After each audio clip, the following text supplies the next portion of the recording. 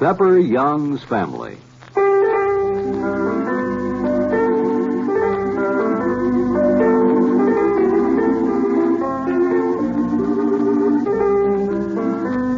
Pepper Young's Family is the true-to-life story of your friends, the Youngs. We'll be with them in just a moment after this message.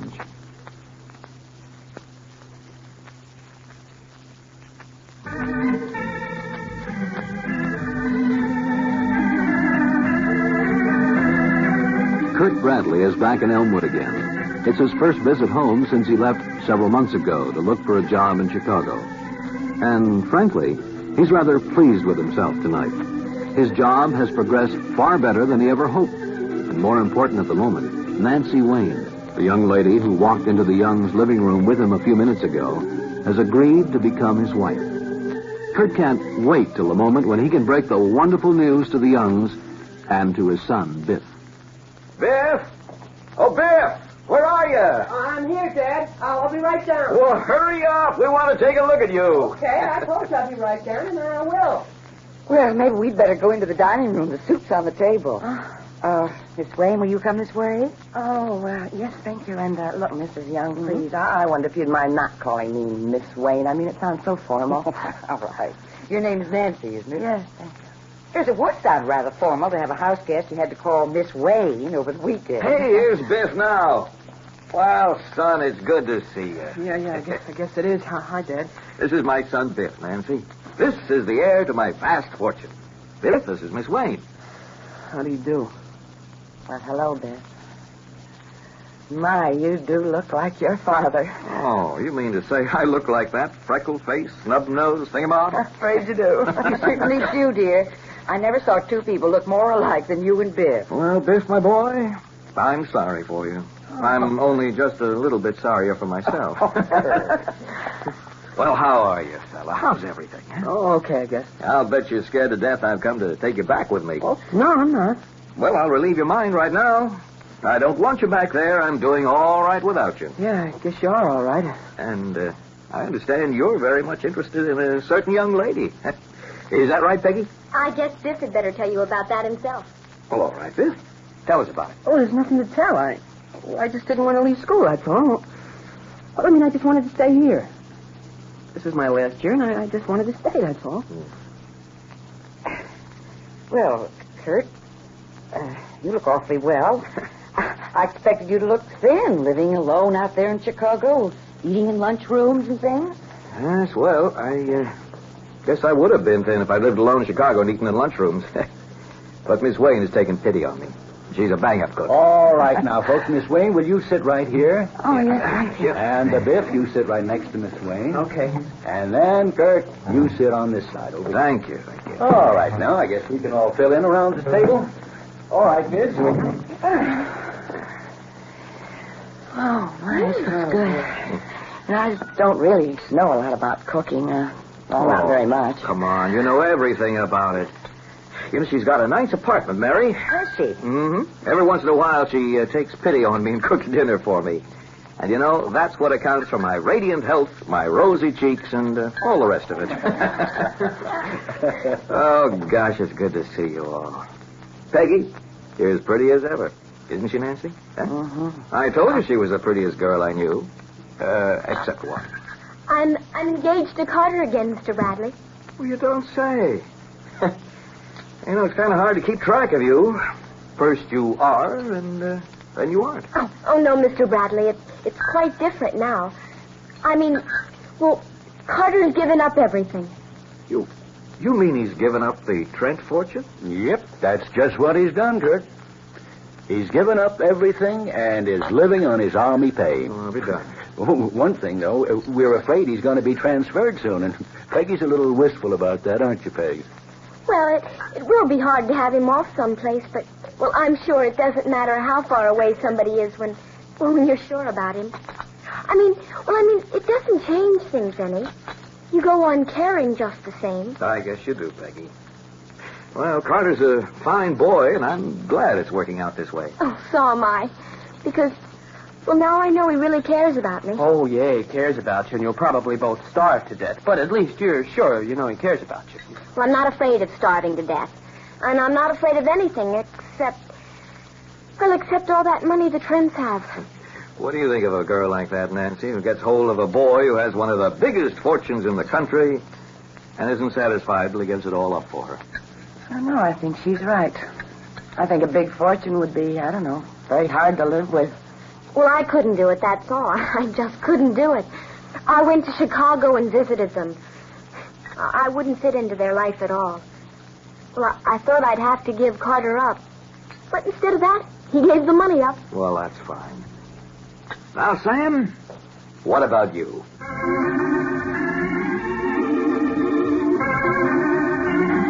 We'll be back with the Youngs in a moment after this message.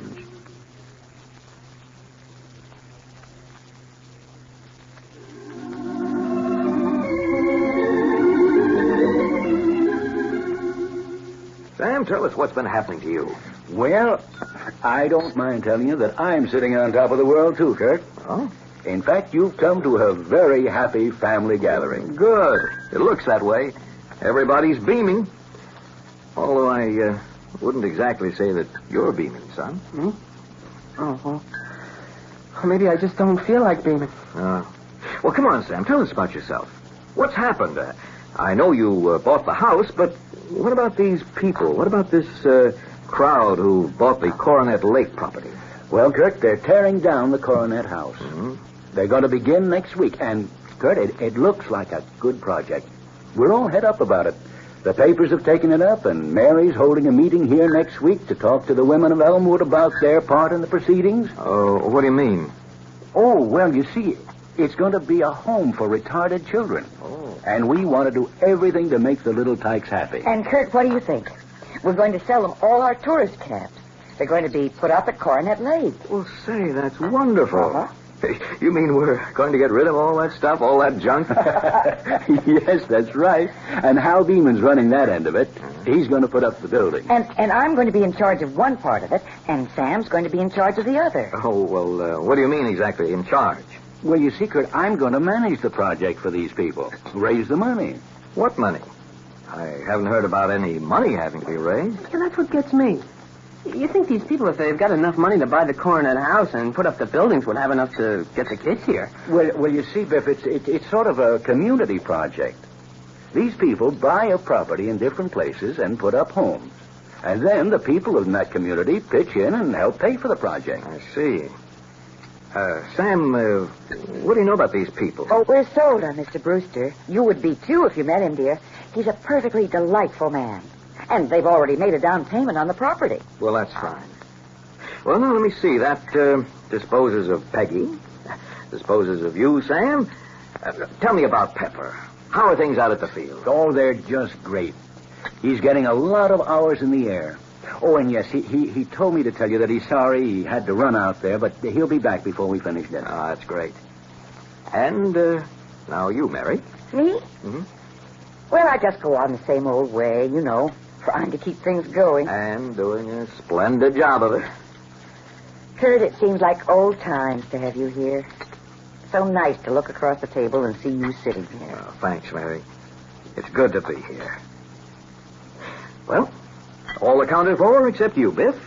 Now, how about you telling us a little about yourself? Well, there's nothing about me. I'm just like I always was, I guess. Well, then, if that's the case, suppose I talk about myself for a minute. Oh, I wish you would. Suppose I start in by talking about how great Nancy's been to me and what it's meant to me to have somebody like her to take an interest in me when I was alone in Chicago. Yeah, Dad, I figured you didn't know many people there. No, I didn't know a soul. And I can tell you, it can be darn lonesome in a big city when you don't know a single person. But, I suppose this is no time to break down and tell him, is it, Nancy?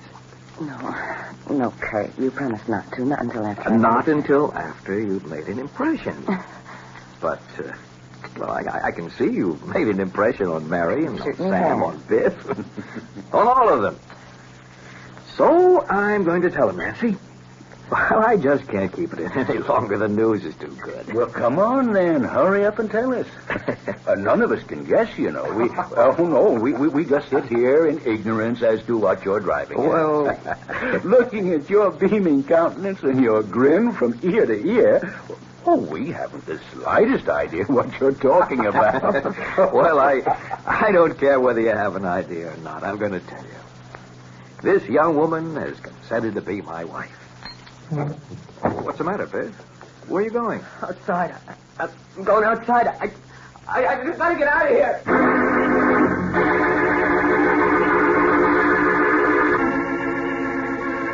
Actions can indeed speak louder than words. And as Biff abruptly leaves the table, he has clearly expressed his feelings on a marriage between his father and Nancy Wayne. And now a message from our sponsor.